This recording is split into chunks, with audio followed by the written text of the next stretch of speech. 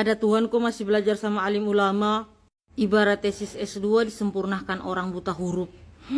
Ibarat Google masih buka Google buat cari jawaban. Ada Tuhan kok masih belajar sama alim ulama. Lukas 2 ayat 46. Sadar wih sadar.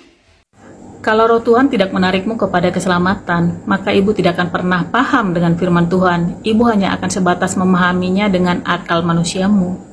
Eni berkomentar, aku menanggapi Assalamualaikum sahabat kita. Roh Tuhan maksud di sini Roh Kudus, ya kan?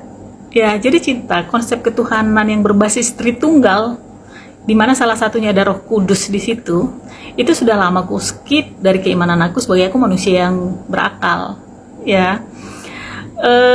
Jadi nggak akan kubahas di sini roh Tuhan, roh kudus, roh halus, roh yang lain, apalagi sampai membahas bahasa roh. Karena siri kira bara-baraba sampai sekarang masih perdebatan kan, debat nggak nemu, cacat, kita blacklist. Nah itu aku yang mau ku perdalam di sini tentang keselamatan. Semua kita ini manusia pengen selamat, dunia akhirat apalagi, ya kan? Jadi kenapa harus Islam? Karena di Islam jelas konsep keselamatannya.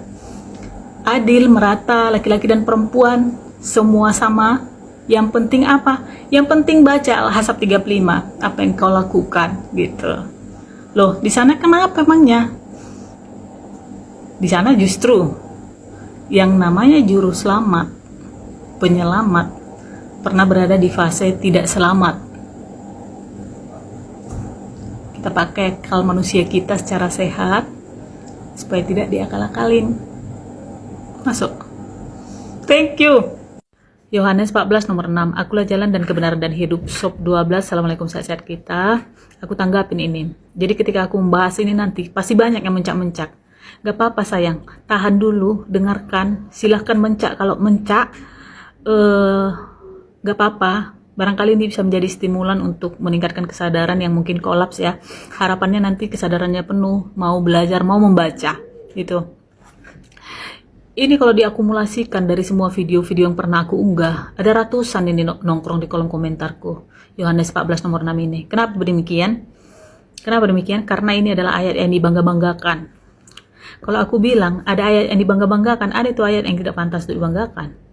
Gak pernah kalian menulis di kolom komentar Yohanes 5 nomor 30, aku tidak dapat berbuat apa-apa dari diriku sendiri dan seterusnya, itu kata Yesus ya. Markus 10 nomor 40 atau Matius 20:23, perihal memberikan tempat di sisi kiri kananku, aku tidak berhak nih. Gak pernah kalian kaji, gak pernah kalian perdalam itu. Kenapa? Karena kalau kalian kaji perdalam itu gagal, nanti misi menuhankan Yesus, ya kan? Yang kalian kokop-kokop itu adalah kalimat Yesus, tidak satu pun yang dapat datang kepada Bapa kalau tidak melalui aku. Iya, semua nabi itu pada zamannya masing-masing adalah jalan menuju Tuhan yang sebenarnya Tuhan. Jalan berbeda dengan tujuan. Ya, masih bisa dibedakan jalan dan tujuan kan? Kalau nggak bisa dibedakan jalan dan tujuan, udah hang itu benar. Ya, coba pikirkan dulu pelan-pelan. Ya, terus nabi-nabi terdahulu yang diutus Tuhan itu mau ngapain datang ke dunia ini? Healing, tebar-tebar pesona. Enggak kan, sama tujuannya, agar umat manusia tidak menyembah sesembahan lain. Musa di Keluaran 32-33 itu marah kepada umatnya ketika mereka mulai menyembah sesembahan lain, lembu emas. Kita hanya bisa selamat kalau mengikuti Tuhan yang memerintahkan aku membebaskanmu dari perbudakan. Itu katanya. Sama kan intinya. Ada 4 nabi besar di kitabmu ini, aku katakan. Ada 12 nabi kecil, itu intinya semua sama. Membawa umatnya agar tidak menyembah sesembahan lain, gitu. Dan Yesus juga sama seperti itu. Dia selalu mengatakan dia utusan Tuhan. Dia itu berkali-kali sampai berbunyi pun mulutnya. Kalau kau pergi ke Yohanes 17 yang hanya 26 ayat itu, 6 kali dia mengatakan supaya dunia tahu aku ini engkau utus, gitu. Ya kan? Kaji dulu itu lebih dalam. Kaji lagi. Masuk ya. Jadi pengajian itu penting memang. Kaji. Jangan mengagung-agungkan satu ayat menutup mata dengan ayat yang lain. Yesus itu tidak pernah mengatakan dirinya Tuhan. Apa karena dia malu-malu kucing, malu-malu meong? Enggak lah, karena memang dia bukan Tuhan. Ya, enggak mungkin dia sesegan itu mengakukan dirinya kalau dia memang Tuhan. Siapa yang jadinya biang kerok? Jangan biang kerok lah ya, tokoh lah ya. Siapa yang menjadinya tokoh? Akhirnya Yesus ini Tuhan kan? Paulus yang sama sekali tidak pernah ketemu dengan dia, bahkan dia adalah penjahat. yang mengaku bertobat. Aku nggak mau, aku ikut apa yang dikatakan Yesus aja, karena dia kudus. Bagaimanapun aku menghargainya, menghormatinya, mencintainya sebagai utusan Tuhan, tidak sebagai Tuhan. Kalau kau percaya dengan Paulus yang sudah bertobat dari kejahatannya, silahkan masuk ya. Thank you, sehat-sehat di sana. Bismillahirrahmanirrahim. Bismillahirrahmanirrahim. Buka pintu.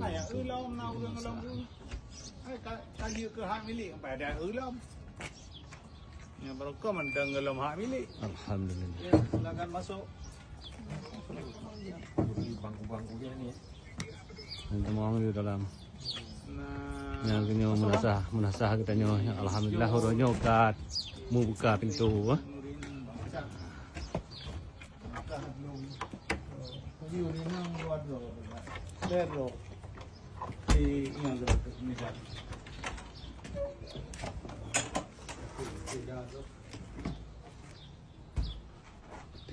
Di palangnya. It's okay. Hah? Jadi, ya. Jadi nyo bekas-bekas gereja yang dah belum semuanya nyo itu dari Aceh Community Center. nya tengah. Nah, insyaallah nyo akan dari HP ini. Ramai. Dari sana. Cukup berarti juga kita kalau mesti. Bisa nggak kita jual ni? Ya kalau ada yang mau beli kita kasih aja, nggak usah jual. Kapan sudah kita jual kalau ada yang mau? Saya nggak mau ngaku. Siapa ini?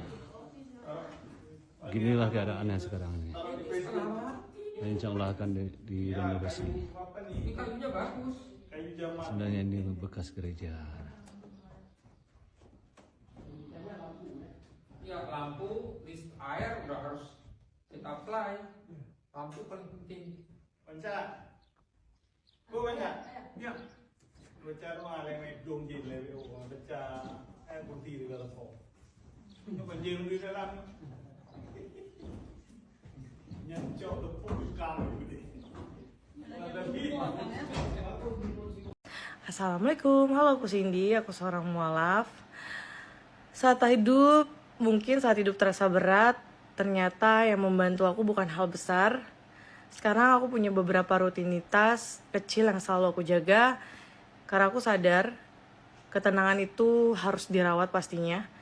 Kadang sesederhana membuka jendela, misalkan di pagi hari, terus kayak kesibukan dengan merapikan sudut rumah, atau menikmati minuman mungkin yang hangat, atau misalkan yang dingin, apapun itu fresh otak dan pastinya jiwa yang mungkin setiap harinya kamu memikirkan selalu aku punya masalah, karena di dalam itu semua orang pasti punya masalah yang mungkin jauh lebih besar dari kita. Atau misalkan kamu bisa juga pakai aroma-aroma yang bikin kamu nyaman. Biasanya aku sekarang sih yang aku alami kalau aku lagi stres ataupun kayak gimana, selain sholat ya pastinya aku aku suka banget wangi-wangian aromaterapi dan segala macam ya. Jadi membantu aku jadi kembali ke diri sendiri. Dan semakin dewasa aku semakin percaya bahwa kebahagiaan sering datang dari hal-hal sesederhana apapun itu yang dulu kita anggap biasa aja. Jadi bagi aku kayak dari semua perjalanan mualaf aku pastinya sampai sekarang ya aku selalu berpikir overthinkingku yang tidak bagus ini aku ubah menjadi rutinitas yang mungkin ini mungkin bisa nih ngerubah aku yang menjadi tidak memikirkan itu padahal belum datang, ya nggak sih? Kadang jiwa-jiwa itu yang harus kita tanam gitu. Mbak, jangan sembah batu. Assalamualaikum, sehat-sehat kita. Aku tanggapi komentar ini. Jadi teman-temanku dari seberang sana yang sering berkomentar seperti ini ya, maaf, aku mau katakan kepada kalian menunjukkan ketololan kalian yang sangat dalam sebenarnya, dan keputusasaan bisa dibilang ya. Kenapa? Kalian tidak mempelajari Islam, tidak mempraktekkan keislaman, kasih nasihat agar umat Islam tidak sembah batu. Satu orang pun manusia yang beragama Islam di muka bumi ini tidak ada yang sembah batu. Ya, sepertinya kalian sudah terbelenggu oleh doktrin Tuhan menjadi manusia, menjadi roh. Ya. Kalian merasa hebat karena Tuhan kalian menjadi roh, menjadi manusia. Tuhan mereka batu gitu. Jadi itu longor namanya ya. Logikanya sederhana aja. Menyembah Tuhan yang jadi manusia saja yang bisa bergerak, bisa melakukan sesuatu, bisa makan ikan goreng, kami nggak mau. Apalagi batu yang tidak bisa berbuat apa-apa, yang hanya bisa diam. Mana mungkin, ya kan? Kami menyembah yang menciptakan manusia, yang menciptakan roh, yang menciptakan batu. Lalu kenapa kalian berbondong-bondong ke Ka'bah itu? Itulah bukti bahwa Islam itu rahmatan lil alamin, pemersatu seluruh umat di dunia. Ya, itu. Apa maksud si kawan ini? Jak kau pelajari lagi lah. Jangan semua aku muntahkan. Nanti kenyang kali kau makan muntahanku. Masih itu. Kalimat Allah dan rohnya Allah itu sendiri. Baca di Quranmu. Coba jelaskan kata si Eklamaus Mas Neno. Assalamualaikum sahabat kita. Oke Mas Neno, kau ajak sekalian kawan-kawan sekelasmu ya, duduk yang manis di situ. Biar ku jelaskan, biar ku injili dulu kalian satu persatu. Karena ini kan tentang Nabi Isa alaihissalam. Jadi typinganmu itu tadi adalah pelintirologi. Jangan kau suntik-suntikkan konsep trinitas, konsep tritunggal kepada kami. Imani saja itu sebagai milikmu tanpa harus mengklaim bahwa di Al-Quran juga tertulis demikian. Itu fitnah namanya. Sengaja. Dosa kau coy. Aku sebenarnya nggak tahu, tapi sosok tahu. Makanya dengarkan ini, apa yang sesungguhnya tertulis di dalam Al-Quran perihal itu. An-Nisa ayat 171 ya, aku bacakan, dengarkan baik-baik. Wahai ahli kitab, janganlah kamu melampaui batas dalam agamamu, dan janganlah kamu mengatakan terhadap Allah kecuali yang benar. Sesungguhnya Al-Masih Isa putra Maryam itu adalah utusan Allah, dan yang diciptakan dengan kalimatnya yang disampaikan kepada Maryam. Yang diciptakan dengan kalimatnya, oke? Disampaikan kepada Maryam. Ciptaan ya, bukan pencipta. Tuhan menciptakan segala sesuatu itu dengan ucapan, dengan firman, dengan kalimat kan. Matahari, bulan, bintang, gunung-gunung, pohon-pohon, lautan, hewan-hewan, binatang buas, binatang melata, semua diciptakan dengan berfirman, dengan kalimat. Apakah itu semua Allah itu juga? Ya enggak lah coy, hina kali kau buat. Tapi itu semua kepunyaan Allah. Masuk ya? Masuklah. Kalau nggak masuk lagi, betapa tumpulnya lah ya kan. Kita lanjut. Dan dengan tiupan rohnya. Ingat ketika Tuhan menciptakan Adam, fase terakhir itu meniupkan roh, sehingga Adam menjadi manusia yang bernyawa, manusia yang hidup, manusia yang bergerak. Apakah Adam Allah itu juga? Enggak kan? Maka berimanlah kamu kepada Allah dan Rasul-Rasulnya. Beriman ya kepada Allah dan Rasul-Rasulnya. Isa itu ciptaan Tuhan dan juga Rasulnya. Oke lanjut. Dan janganlah kamu mengatakan Tuhan itu tiga. Berhentilah kamu dari ucapan itu. Dan selanjutnya boleh kau baca. Cinta. Jadi jangan kau pelintir-pelintir. Jangan kau bawakan konsep pemikiranmu, konsep ketuhananmu ke kami. Gak, bagi kami itu perbuatan musyrik, dosa besar. Ya, dan satu hal lagi yang sangat penting, kalau kau mengimani satu ayat dari Al-Quran itu, ya harus tentu dong mengimani ayat yang lain ya. Jangan yang senang, yang cocok kau rasa, kau telan, kau ambil, kau simpan, yang tak cocok, kau buang, kau singkirkan. Itu bukan beriman. Kayak gitulah cara kalian mengimani kitab suci kalian, makanya jadi marsamburetan. Ya kan? Harus totalitas, jangan pilih-pilih. Kalau pilih-pilih, yang ini aku ambil lah, suka aku, yang ini kusingkirkan lah, bukan beriman namanya. Berapa namanya? Bermonjanya kayak gitu ya kan? Oke, sehat-sehat di sana. Thank you. Tuhan Yesus mengasihimu, kembalilah padanya, kata si Berry. Assalamualaikum, sehat-sehat kita. Jadi aku tanggapin ini ya. Sekali lagi ku sampaikan dan ku tegaskan Berry DKK dan kawan-kawannya yang sering mengatakan ini, bahwa justru dalam Islam aku berada di circle-nya Yesus loh. Ya, jadi aku tinggalkan kekristenan supaya aku berada di circle-nya Yesus. Kemarin itu di circle-nya Paulus. Ya, circle-nya Paulus itu yang mengajari untuk menyembah Yesus. Tetapi Yesus mengajari untuk menyembah satu-satunya Tuhan yang Maha Esa, Sang Pencipta. Masuk itu? Masuk ya, sehat-sehat di sana. Mengampun. Mengapa Adam dan Hawa tidak diampuni. Mengapa manusia dibuang dari surga? Putra berkomentar, aku tanggapi. Assalamualaikum sahabat kita. Jadi ini adalah versi ajaran yang sudah lama aku tinggalkan, di mana dosa Adam dan Hawa diwariskan turun-temurun hingga ke manusia saat ini yang masih meyakini ajaran tersebut. Dan anehnya di kisah itu ya, di kisah pembuangan manusia dari surga itu, Tuhan tidak tahu di mana posisi Adam setelah melanggar perintahnya, setelah makan buah terlarang itu. Kan Adam bersembunyi, terus Tuhan kecarian. Adam, di manakah dirimu, katanya. Kok bisa Tuhan kecarian? Itu agak lain ya. Oke, itu masa lalu.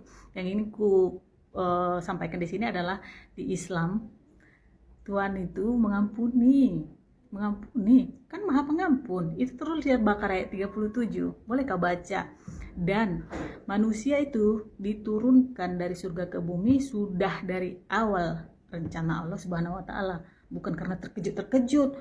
Oh, manusia ini berdosa aja, kuturunkan aja lah ke bumi. Tidak. Di ayat 30 Al-Baqarah itu ditulis di situ bahwa Allah berfirman kepada malaikatnya bahwa dia ingin membuat khalifah di bumi. Bacalah ya, baca dengan hati yang tenang, boleh dibandingkan sehingga tidak salah pilih. Jangan kita pilih Tuhan yang terkejut ya. Kok bisa? Banyak lagi ayat-ayat loh yang akhirnya Tuhan yang menyesal menciptakan ini. Tuhan udahlah ya. Oke, masuk ya. Jadi Tuhan Maha Pengampun, diampuni dosanya, diterima tobatnya. Ayat 37 Al-Baqarah, cinta. Thank you, sehat-sehat di sana. Ceritanya gimana sampai meninggalkan Yesus? Cuma tanya dan saya tidak menghalangi Anda. Oppo berkomentar, ku tanggapi. Assalamualaikum, sehat-sehat kita. Ceritanya gini, Po. Aku itu masuk Islam tidak meninggalkan Yesus loh. Justru sebenarnya masuk Islam itu supaya mengikuti ajaran Yesus. Sama dengan ajaran Nabi sebelumnya, Nabi Musa yang menerima Taurat, Nabi Isa atau Yesus yang menerima Injil, kemudian Nabi Muhammad yang menerima Quran. Karena kita yang beragama ini kan tentang bertuhan dan berteman ya. Yesus mengajari bagaimana bertuhan, siapa Tuhan? Satu-satunya katanya, Sang Pencipta, bukan dirinya. Justru di kekristenan meninggalkan Yesus loh. Kenapa? Karena kok sekonyong-konyong jadi menyembah Yesus gitu. Ajaran siapa itu? Ajaran Paulus. Itu bukan ajaran Yesus untuk menyembah Yesus. Nah, ajaran Yesus menyembah Bapa gitu beliau sebutkan. Ya, masuk itu. Masuk. Terima kasih ya. Sehat-sehat di sana. Kebenaran yang mana? Kasih contoh dong. Lo berkomentar, aku tanggapi. Assalamualaikum, sehat-sehat kita. Oke, contoh 1.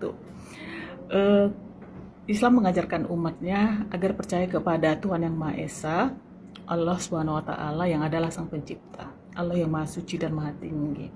Dialah yang menciptakan segala sesuatu. Dari yang tidak ada menjadi ada. Jumarat ayat 62. Dia menciptakan alam semesta dan menjaganya. At-Talaq ayat 12. Dia menciptakan manusia. At-Tin ayat 4. Semua manusia ciptaannya, manusia pertama hingga terakhir nanti. Jadi kalau ada agama yang mengajarkan umatnya Tuhan kita itu Sang Pencipta katanya, tetapi Tuhannya itu lahir dari manusia sebelumnya, dari rahim ciptaan sebelumnya, itu namanya apa? Pembohongan apa pembodohan itu? Coba dipikir-pikir ya. Itu yang pertama. Yang kedua, dalam Islam diajarkan bahwa Tuhan itu Maha Pengampun, Maha Pengasih, Maha Penyayang, Maha Adil. Itu tertulis di Az-Zumar ayat 53. Ampunannya luas. Kita cukup datang minta ampun dengan bertobat, dia akan mengampuni kita. Jadi kalau ada ajaran agama yang dosa kita harus diampuni melalui kematian seseorang, melalui penebusan, itu namanya apa? Transaksi, kong kali kong. Mikir lagi sekali lagi. Kemudian kebenaran apa lagi? Kitab sucinya original. Tahu original kan? Kalau Islam memang agama berbahaya, kenapa dalam sejarah justru umat Islam berkali-kali menjadi korban kebencian hanya karena identitas mereka? Lucu ya, kalau satu orang muslim berbuat salah, katanya lihat Islamnya yang salah. Tapi kalau orang non-muslim yang berbuat, katanya itu oknum. Loh, kalau salah satu dianggap mewakili agama, kenapa yang lain dianggap mewakili dirinya sendiri? Standarnya kok beda? Logikanya gini, Kalau Islam memang menyebarkan agama dengan pedang, kenapa sampai hari ini umat Islam menjadi salah satu kelompok yang paling sering menjadi target diskriminasi, penghinaan simbol agama, pelanggaran ibadah, bahkan kekerasan fisik di berbagai tempat? Bukankah yang kuat yang biasanya menindas? Mengapa dalam banyak kasus justru Muslim yang menjadi korban prasangka? Mari kita lihat fakta sejarahnya. Pada tahun 1095 sampai 1291 terjadi perangkaian perang yang dikenal dengan Perang Salib. Ketika Yerusalem direbut tahun 1099, banyak catatan sejarah yang menyebutkan pembantaian besar terhadap penduduk Muslim dan Yahudi. Berabad-abad kemudian, pada masa kolonialisme, banyak wilayah Muslim di Asia dan Afrika yang mengalami penjajahan panjang. Masuk abad modern setelah peristiwa serangan 11 September, jutaan Muslim yang tidak ada hubungannya dengan terorisme ikut terkena dampak prasangka. Orang berhijab dihina, masjid diserang, Muslim dicurigai hanya karena namanya terdengar Islami. Padahal lebih dari 1 miliar Muslim di dunia tidak pernah melakukan kejahatan apapun. Analoginya gini, bayangkan ada satu pengemudi mabuk menabrak orang, lalu seluruh pemilik SIM di dunia dianggap penjahat. Masuk akal apa tidak? Tidak, tapi itulah logika yang sering dipakai oleh Islamfobia. Kesalahan segelintir orang dibebankan kepada seluruh umat. Padahal di dalam Al-Quran Allah berfirman apa? Dan janganlah kebencian suatu kaum mendorong kamu untuk berlaku tidak adil. Berlaku adillah karena adil itu lebih dekat kepada takwa. Surah Al-Maidah ayat 8. Perhatikan, bahkan kepada orang yang membenci kita, Al-Quran tetap memerintahkan kita untuk adil. Islam mengajarkan kita untuk apa? Tidak ada paksaan dalam beragama. Surah Al-Baqarah 256. Berlaku adil kepada yang berbeda agama. Surah Al-Mumtahanah ayat 8. Menjaga nyawa manusia. Surah Al-Maidah ayat 32. Karena itu tindakan teror tidak bisa otomatis disamakan dengan ajaran Islam. Islamfobia ini bukan sekedar tidak setuju dengan Islam. Islamfobia adalah ketika prasangka membuat seseorang menilai lebih dari 1 miliar Muslim berdasarkan kesalahan segelintir orang. Ingat, kritik boleh, diskusi boleh, berdebat boleh. Tapi kebencian dan fitnah terhadap seluruh umat karena identitas agamanya bukanlah pencarian kebenaran, karena akal sehat mengajarkan nilai seseorang dari perbuatannya, bukan dari prasangkamu terhadap kelompoknya. Jadi sadar wih sadar. Gak penting bahas yang begini. Kalau kau sudah mualaf, kau fokus aja ke agamamu yang sekarang. Apa gunanya bahas agama kalau akhirnya saling hujat? Saya juga mualaf, tapi saya nggak pernah membahas agama saya terdahulu. Titik-titik ada sambungannya ya, boleh dibaca dari Nixon Tagor. Assalamualaikum, sehat-sehat kita. Aku tanggapin ini sangat penting lah Tagor. Ya, kenapa kita umat Islam punya kewajiban sesuai dengan hadis Arba'in. Aku nggak tahu kau udah sampai ke situ atau belum. Apa katanya? Jika kau melihat satu kemungkaran, wajib bagimu merubahnya atau mencegahnya Tagor. Wajib, tahu wajib kan? Harus. Nah, jadi tuduhan-tuduhan negatif, fitnahan, hujatan tentang keyakinanmu itu suatu kemungkaran, rubah menjadi kebenaran. Begini yang tepat, itu salah gitu loh. Wajib bagi kita. Ya, dengan apa kita merubahnya kemungkaran itu? Dengan tangan, dengan mulut, dengan hati. Minimal dengan hati, jangan setujui hal itu. Dalam hal ini aku bisa dengan mulut aku, maka aku bertindak, ku komunikasikan, ku ucapkan dengan adab loh. Aku tidak mau dengan hujat, ya. Jangan balas hujat dengan hujat. Iya, cuman kan Nixon, aku rada-rada sedikit mohon maaf, semoga aku salah ya. Karena ada beberapa komentarmu di video-video yang lain kayak aroma-aroma domba-domba berbulu nyemot gitu loh. Karena banyak loh yang ngaku-ngaku di video-videoku, aku juga mualaf, aku jangan kau bahas-bahas, aku juga mualaf, gak kayak kau, gak bahas-bahas agama katanya. Ternyata ditelusuri bukan. Gitu. Jadi semoga aku salah ya, semoga kecurigaanku ini salah. Belajar lagi Islam dengan baik Nixon, lebih dalam sehingga semakin cinta. Karena gini, siapapun dia, seorang umat beragama Islam yang slay aja dia ketika agamanya dihujat, itu itu ada yang salah dengan dia, baik dia Islam dari lahir maupun mualaf, ada yang salah. Itu terjadi kemandulan spiritual namanya. Jangan sampai mandul kita ya. Masuk, thank you. Assalamualaikum warahmatullahi wabarakatuh, teman-teman. Ketika Allah memanggil kedua wanita hebat di dalam kehidupan saya, 5 tahun lalu Allah memanggil almarhumah istri saya, ibu dari kedua putra saya. Dan bulan lalu Allah kembali memanggil seorang mualaf yang luar biasa, yaitu mama saya, teman-teman. Ketika almarhumah mama saya selesai dimakamkan, lalu banyak sekali keluarga dari pihak mama saya itu datang dan ngobrol dengan saya, teman-teman. Salah satu dari mereka bicara kepada saya seperti ini. Ketika mamahmu masih ada, setiap kamu berangkat bekerja, kamu selalu menitipkan kedua anakmu kepada mamahmu. Lalu sekarang bagaimana? Bagaimana kamu bisa merawat anakmu sambil kamu mencari uang, katanya. Lalu saya bilang, teman-teman, saya akan tetap merawat kedua putra saya dengan maksimal. Untuk masalah pekerjaan, saya bisa berhenti bekerja dan saya mencoba mencari pekerjaan yang lebih fleksibel, yang dapat merawat anak saya juga dan dapat mencari rizki juga untuk mereka. Lalu salah satu dari mereka, tepatnya om saya, bilang seperti ini, teman-teman. Kenapa sih kita nggak satu agama lagi atau kamu balik lagi ke Katolik? Biar kita bisa sama-sama gitu. Biar kami yang merawat anakmu dan kamu tetap bisa fokus kerja. Lalu saya bilang kepada dia seperti ini, teman-teman. Akan jauh lebih baik saya putus keluarga dengan Anda atau dengan Om daripada saya harus balik ke agama saya yang lalu. Saya sudah tidak takut dengan dunia karena saya jauh lebih takut dengan akhirat. Saya percaya Islam adalah agama yang benar dan Allah adalah Tuhan yang Esa. Jadi saya tidak pernah mengkhawatirkan dunia.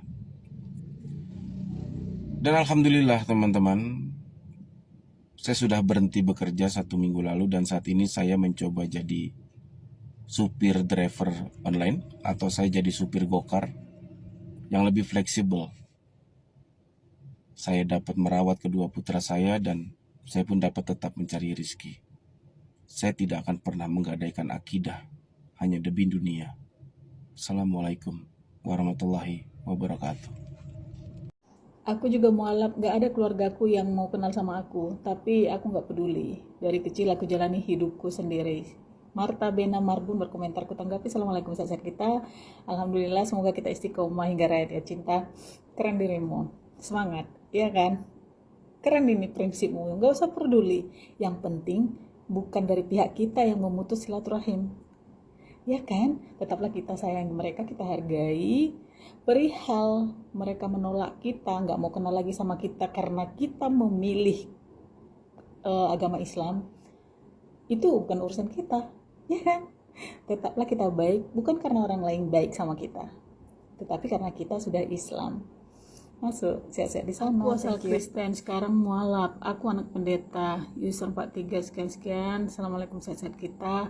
Alhamdulillah. Aku anak perhenger. Selamat datang di kebenaran. Semoga kita istiqomah hingga akhir hayat. Amin. Saya dalami, yang kitab suci itu hanya Al-Quran, ya, karena Al-Quran ini adalah satu-satunya kitab yang terjaga, sebagaimana firman Allah di dalam Quran surat Al-Hijr ayat ke-9, Lubillahi minasyaitonirrajim, inna nahnu nazzalna dzikra wa inna lahu lahafizun. Allah lah yang menurunkan Quran dan Allah pula yang menjaganya.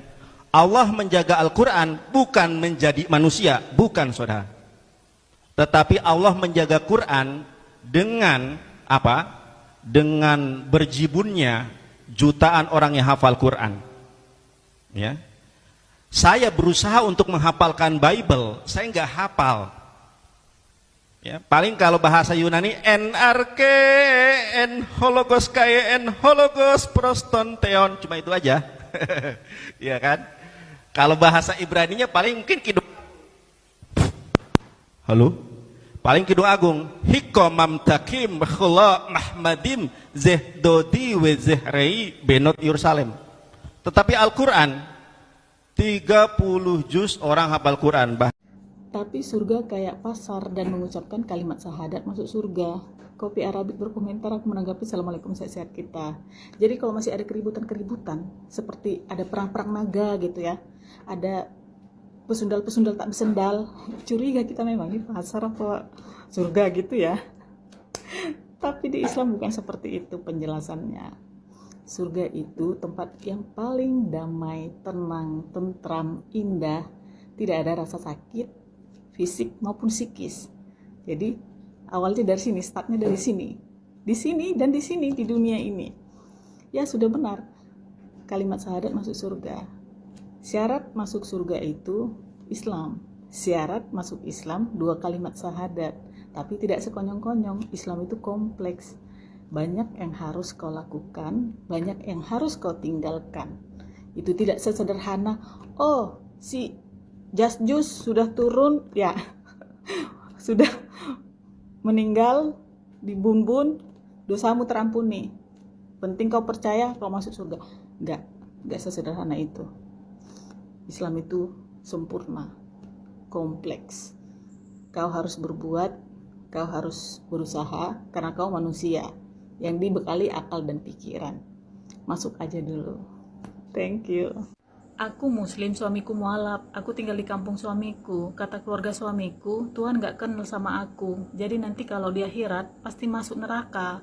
Aku gak mau jawab karena privacy. Kata si Sri Artina Bruklia. Aku aja yang jawab ya, boleh? Boleh lah, namanya kita sesama satu iman. Aku mau backup, mungkin kakak ini menjaga ya. Jadi gini, ini aku menjawab ke keluarga suaminya yang ngomong itu ya. Wajarlah Tuhanmu gak kenal. Kan masa aktif Tuhanmu cuma 33 tahun. Lagian Tuhanmu gak pernah bilang kalau dia Tuhan. Terus kau pikir Tuhanmu itu kenal juga sama kau? Gak kenal dia. Nyahlah katanya nanti. Udah gitu aja ya. Ini orang yang gak sadar guys. Nih contohnya. Kenapa syarat jadi Islam harus bodoh? Dengar, justru Islam itu satu-satunya agama yang mengedepankan akal. Di dalam Al-Quran Allah menyebutkan berkali-kali, afala ta'qilun, afala yatafakkarun. Apakah kalian tidak berpikir? Apakah kalian tidak merenung? Lucu ya, Islam dibilang bodoh padahal syarat masuk Islam itu sadar dan paham. Yang mirisnya kalian tuh nggak sadar kalau bodoh itu adalah identitas iman kalian.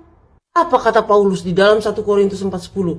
Kami bodoh oleh karena Kristus. Sadarlah. Bukan kata Muslim, bukan kata orang luar, tapi kata Rasul kalian sendiri. Sadarlah, sadar. Rasul kalian sendiri bilang kalian tuh bodoh.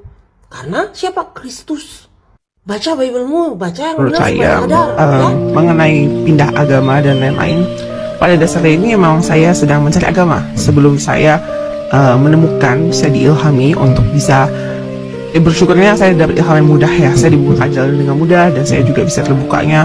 Saya tuh tidak tertutup. Jadi saya dengar, saya mau belajar. Saya sangat bersyukur sekali. Banyak orang itu sudah dibukakan, sudah diberikan, tapi bebal ya, nggak bisa masuk. Nah, jadi bagi saya itu keimanan kenapa saya mau sampai pindah ke Islam adalah karena memang saya sudah hilang keyakinan terhadap Tuhan itu sendiri saat saya sebagai Kristen. Jadi sepanjang sekitar 3-4 tahun tuh waktu yang lama untuk seseorang tidak ke gereja, tidak mempunyai karena bagi saya tidak mau ke gereja bukan karena saya cuma males ya. Kan ada ya orang yang tidak mau beribadah hanya karena ya udahlah males. Tapi mereka percaya nih dengan Tuhannya. Mereka punya keyakinan, mereka punya iman. It's very different ya. It's a very different steps in there. Di tahapnya saya tuh sudah hilang.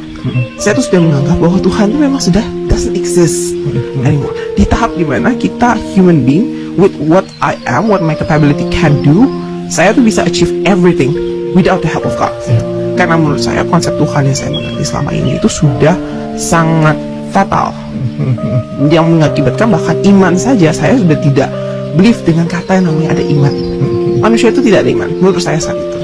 Itu kenapa saya memilih saat saya mendengarkan Muslim, dan saya mendengarnya ini bukannya seperti ini sepanjang tidak ada satu orang pun yang mengajak saya untuk ayo mari yuk kita coba move to Islam. Gak ada. Memang saya dengar, memang saya teliti, dan memang saya perbandingkan. Saya lihat Alkitab saya sendiri, saya lihat kenyataan saya sebagai Kristen sebelumnya seperti apa, dan saya melihat, saya fokuskan ajaran. Karena for me itu hal-hal duniawi itu sangat gampang untuk dicapai, tapi yang nggak bisa kita capai itu adalah ketenangan jiwa, dan itu saya dapat dari membaca, bahkan belum sampai ke bagian Al-Quran dalam-dalamnya, tapi dari dasar hidup Islam. Karena saya dapat buku tentang keislaman dasar, saya baca semuanya.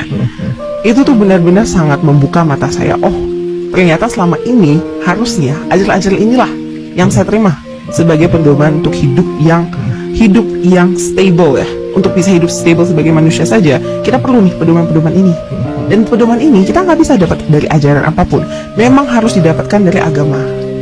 Karena kita, there is no course untuk keimanan. Nggak ada namanya pembelajar pendidikan keimanan seperti apa. Kita memang harus diberikan oleh agama. Dan agama itu harus agama yang tepat. Baru kita bisa. Hal yang paling memuaskan saya adalah fairness di Islam itu sangat jelas. Itu adalah skill yang selama ini mungkin a lot of Christian di kita itu mungkin kita cari, tapi kita tidak mengakui. Kita tuh denial kita tinggi, karena kita diajarkan untuk believe. Belief itu akan mempunyai efek denial. Dan saat saya benar-benar mempelajari dari Islam itu sendiri, oh, perbuatan kita melakukan apa akan ada dosa, akan ada pahala. Dan afterlife kita tuh jelas diatur dengan sangat. Kita ini kan tidak bisa melihat, we cannot see the future, and we cannot know when we're going to die and everything. Berarti di hidup ini we must use it as precious as possible. We only have one chance to live, right? Nah, disinilah saya benar-benar ngerasa, oh, ini memang selama ini saya cari. Ini yang membuat saya itu bisa tetap memegang bahwa hidup jadi orang yang baik dan orang yang benar itu berharga. Karena ini adalah untuk tabungan untuk afterlife yang kita tidak akan pernah tahu. Dan untungnya kita diajarkan, memang ada ajaran yang mengajarkan kita secara sistematis. Jadi bukan yang hanya tafsiran orang awam yang mungkin kita kan tidak terlalu mengerti bagaimana cara mengetahui oh tindakan mana yang betul, tindakan mana yang salah kan. Dan yang paling pentingnya adalah di sini kita diajarkan bahwa everything we do have a consequence. Islam adalah agama yang membukakan mata kita bahwa kita ini nggak boleh hidup sembarangan. Bukan cuma karena itu memang diajarkan seperti begitu. No, dia menjelaskan sampai sedetail-detailnya. If you do this, you will get this consequence. Dan konsekuensi ini ada yang bisa ditebus, ada yang tidak bisa ditebus. Dan itulah yang kita butuh sebagai manusia. Itu yang saya merasa, oke, hidup kita ini kita butuh Islam, kita butuh agama yang jelas. Karena segala hal di dunia itu tidak jelas. Kalau sampai kita saja untuk perbuatan kita, untuk fondasi hidup kita juga nggak jelas, buat apa hidup? Nah, itu tidak ada di agama. Even saat saya masih di Kristen, saya cari sampai dari ujung ke ujung itu tidak ada. Dan disinilah kita bisa benar-benar mengaca bahwa perbuatan kita itu punya makna, bukan cuma semerta-merta kamu bisa Kematian itu tidak pernah disebabkan oleh Allah. Ketika Tuhan mengatakan kalau kamu Elia, kau ini mencampurkan antara filsafat, tafsir pribadi, dan asumsi teologi. Yang pertama, tentang kematian tidak pernah disebabkan oleh Allah. Masalahnya dalam Bible justru berkali-kali mengatakan Allah memberi hukuman mati, membinasakan, bahkan yang menentukan hidup dan matinya manusia. Contoh, Ulangan 32:39, aku menghidupkan dan mematikan. 1 Samuel 2 ayat 6, Tuhan mematikan dan menghidupkan. Kalau begitu bagaimana bisa dibilang bahwa kematian tidak pernah disebabkan oleh Allah? Padahal teksnya langsung bilang Tuhan mematikan. Jadi secara logika, kalau Allah menciptakan sistem hukuman kalau makan langsung mati, lalu hukuman tersebut benar-benar terjadi, maka Allah adalah penyebab utama hukuman tersebut terjadi. Ibarat hakim bilang kalau melanggar hukum ini kamu mati. Lalu orang dihukum mati, apakah kita bilang bukan hakim penyebabnya, tapi orang itu sendiri? Tidak sesederhana itu Elia, karena hakimlah yang menetapkan sistem hukumnya. Nah, kedua, kau bilang mati artinya terpisah dari Allah. Masalahnya Adam tidak langsung mati fisik hari itu. Padahal Kejadian 2:17 mengatakan pada hari engkau memakannya pasti engkau mati. Tetapi nyatanya Adam masih hidup ratusan tahun kemudian. Makanya kalian tuh suka ubah-ubah makna mati menjadi mati rohani supaya apa? Sesuai dengan doktrin kalian. Padahal mati rohani tidak tertulis secara eksplisit di dalam ayat itu. Itu interpretasi belakangan untuk menjelaskan bahwa kenapa pada saat itu Adam tidak mati fisik. Lalu ketiga, kau bilang Allah tidak lagi menopang hidup manusia. Nah, muncul pertanyaan besar di sini, Elia. Kalau manusia itu tidak bisa hidup tanpa Allah menopang, berarti siapa yang mencabut penopang itu, Elia? Tetap Allah. Jadi secara logika, rantainya itu tetap kembali ke keputusan Allah, Elia. Sadarlah. Contoh sederhana. Kalau seorang ayah kemudian bilang, aku berhenti memberikan makan kepada anakku karena dia tidak taat. Lalu tiba-tiba anak itu mati. Apakah kita bilang bahwa anak itu mati sendiri? Bukan karena ayahnya. Tentu tidak sepenuhnya begitu, Elia. Makanya konsep yang paling jelas dan masuk akal itu cuma Islam. Yaitu apa? Yang pertama, Allah memang menetapkan kematian sebagai ujian hidup. Adam memang berbuat salah, tapi dosa Adam tidak diwariskan ke semua manusia. Dan Allah menerima taubat Adam, jadi manusia lahir tidak membawa kutukan dosa Adam. Al-Quran jelas dan tegas, dan seseorang yang berdosa tidak akan memikul dosa orang lain. Jadi Islam tidak membuat manusia itu menanggung seluruh dosa kesalahan Adam. Sedangkan dalam teologi Kristen, gara-gara Adam jatuh seluruh manusia berdosa. Padahal secara akal sehat, kenapa bayi baru lahir harus menanggung kesalahan nenek moyang? Kalian ini bingung sendiri dengan ajaran kalian. Allah bikin aturan, Allah kasih hukuman, Allah cabut penopang hidup. Tapi katanya bukan Allah penyebab kematian. Memang sadar dikit leh, sadar. Bismillahirrahmanirrahim. Bismillahirrahmanirrahim. Buka pintu. Kaji ke hak milik pada ulam. Yang berkah mendengalam hak milik. Alhamdulillah. Silakan masuk. Bangku-bangkunya ini. Nanti mau di dalam. Yang kini menasah katanya. Alhamdulillah horonya kat. Mau buka pintu.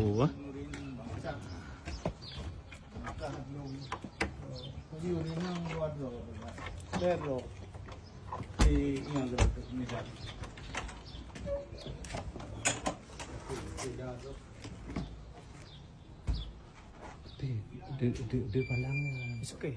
Jadi, jadi ini bekas-bekas gereja yang tablo semuanya dari Aceh Community Center. Nah, insya Allah ini akan dari HP ini. Dari sana.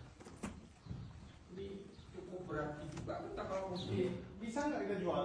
Ya kalau ada yang mau beli kita kasih aja, nggak usah jual.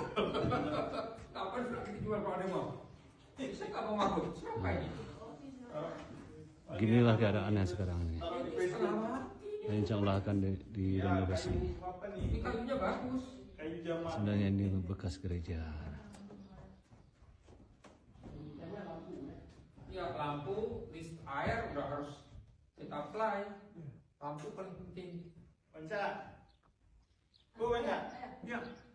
Baca rumah yang dong jin level. Baca kursi di dalam hall. Ini penjil di dalam. Nyancok depan kamar.